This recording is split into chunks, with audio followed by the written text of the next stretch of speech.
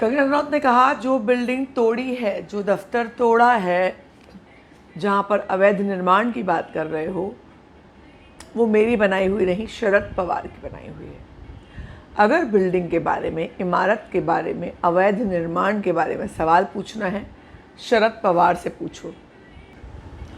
शरद पवार, वो और उनके पार्टनर, उन्होंने ये बिल्डिंग बनाई है और उनसे ये घर जो है, कंगना ने ये दफ्तर खरीदा है या मनीष मल्होत्रा ने दफ्तर खरीदा है। ये बिल्डिंग अगर इसमें कुछ इलीगैलिटीज़ हैं, कुछ अवैध है, तो वो शरद पवार उसके लिए जिम्मेदार है। अब क्या शिवसेना शरद पवार से सवाल पूछ पाएगी? इस पूरी आघाड़ी सरकार के जो रचयिता हैं, आर्किटेक्ट हैं, जो रिमोट कंट्रोल से सरकार चलाते हैं, उनसे क्या सवाल पूछेगी? उन्होंने कल ही अपना रवैया बता दिया था। उनको पता था ये बिल्डिंग उनकी है, कल तक हमें नहीं पता था।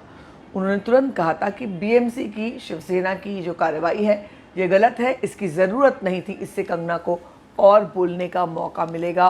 और उन्होंने ये भी कहा था कि हालांकि पैंडेमिक चल रहा है, ऐसे में कोई भी डिमोलिशन नहीं किया जाएगा, ये खबरें आई थी, उसमें उसके बावजूद डिमोलिशन किया गया। तो इन तमाम मुद्दों को लेकर जब शरद पवार ने कल कमेंट किया, उन्होंने कहा इस कार्रवाई की ज़रूरत नहीं थी, बिना मतलब की कार्रवाई की गई। आज ये खबर आ रही है कि ये बिल्डिंग जो तोड़ी गई, जो दफ्तर तोड़ा गया है, वो शरद पवार के पार्टनर और उनका है, उनकी बिल्डिंग है और उनकी बिल्डिंग से दफ्तर खरीदा गया। अब देखते हैं आघाड़ी सरकार क्या ये जानती थी? डेफिनेटली जब बीएमसी के पास पूरा बही खाता होता है, वो देख कर जाती है, तो क्या उन्हें पता नहीं था ये कनेक्शन? आघाड़ी सरकार में बहुत बड़ी फूट पड़ने वाली है।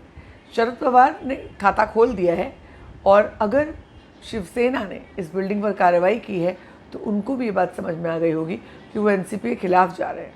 आगे क्या होगा, मेरी नज़र है इस पर। अगर आपने सब्सक्राइब नहीं किया, जल्दी से कर लीजिए, बेल आइकन भी दबा दीजिए।